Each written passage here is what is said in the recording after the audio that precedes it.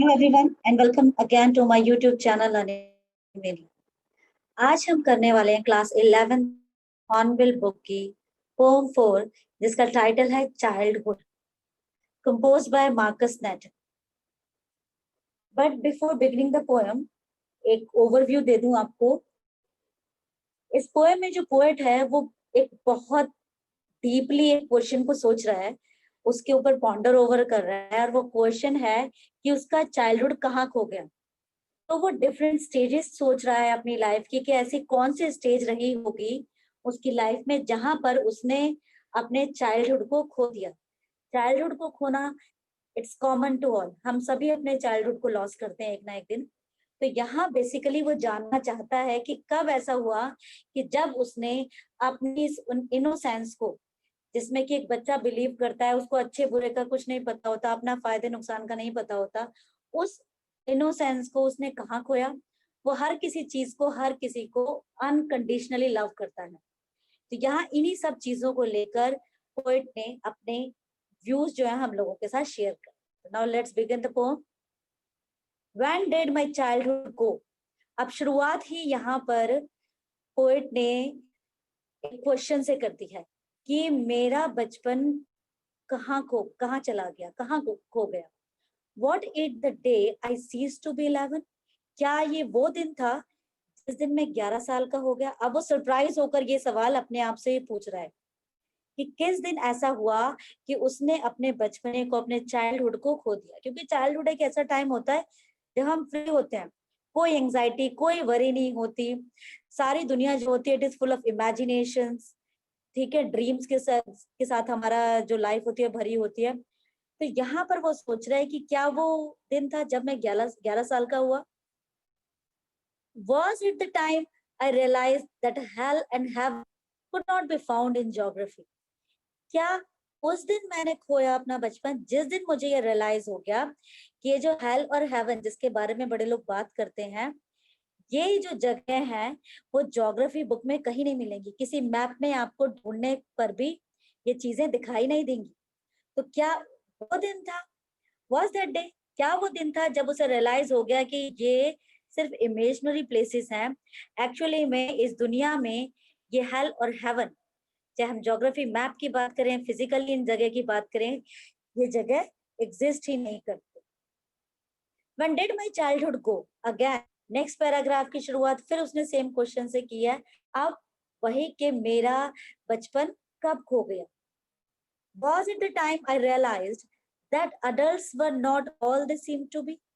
क्या ये वही दिन था जब मुझे ये पता चला कि जब मैंने समझना शुरू कर दिया, रियलाइज कर दिया कि ये जो दुनिया है, ये जो इसमें बड़े लोग हैं, जो अडल्ट्स हैं, जो वो दिखाते हैं, जो वो हमारे सामने अपीयर करते हैं, वो ऐसे होते नहीं हैं।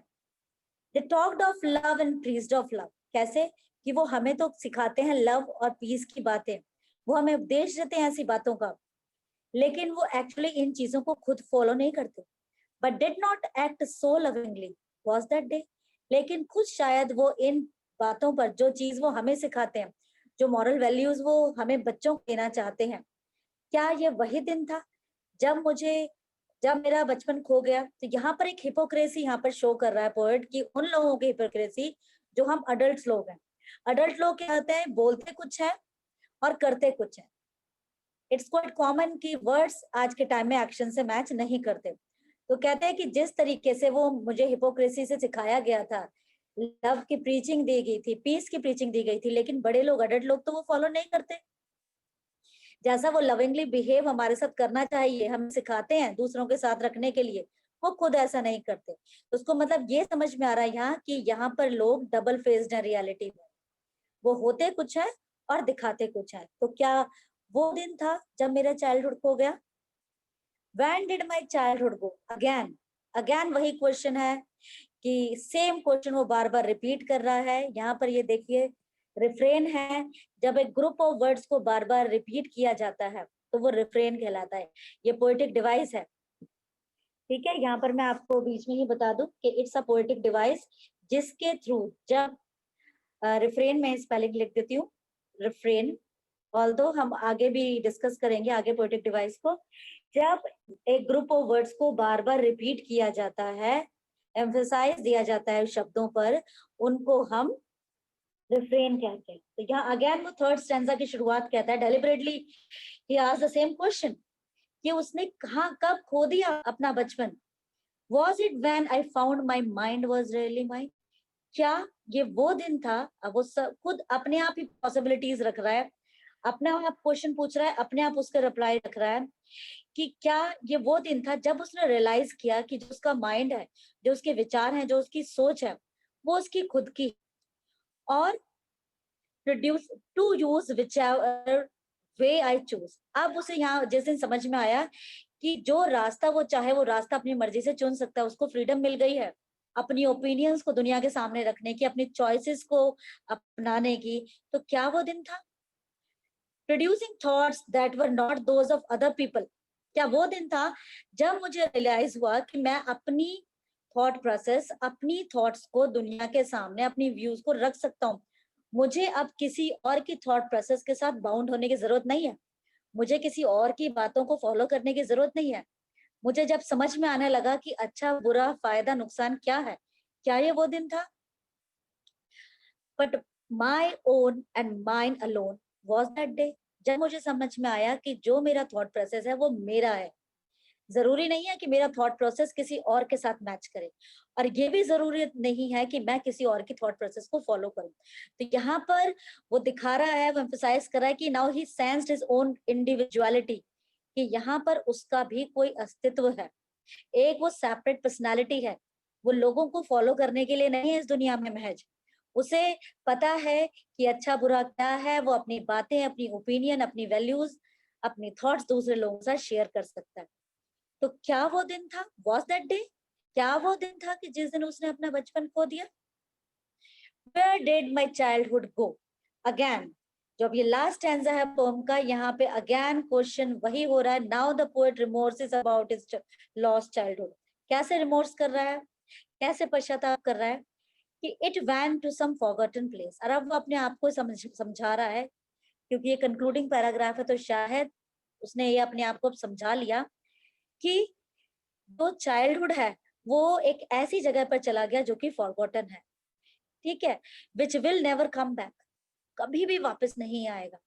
और वो उस इनोसेंस को चेरिश करना चाहता है। It went to some forgotten place that's hidden in an infant's face, that's all I. अब वो क्या कर रहा है कि अपनी उस इनोसेंस को जो कि वैनिश हो गई, टाइम हमें सिखाता है चेंज होना धीरे धीरे। तो वो ये कह रहा है कि जिस तरीके से मुझे इस दुनिया की रियलिटी पता चलती गई, जब वो अडल्ट हुआ उसे दुनिया की रियलिटी से उसको फेस करना पड़ा, तब उसकी इनोसेंस खो गई। लेकिन वो उस इनोसेंस को चेरिश करना चाहता है। वो सोचता है कि वो वैनिश तो हो चुकी है, लेकिन फिर भी वो उसको लंबे समय तक अपने साथ उन स्वीट मेमोरीज को चेरिश करना चाहता है। और उसे पता है हम सभी की चाइल्डहुड मेमोरीज स्वीट होती हैं, कुछ की हो सकता है बिटर भी हो, लेकिन most of us keep our sweet memories of childhood with us.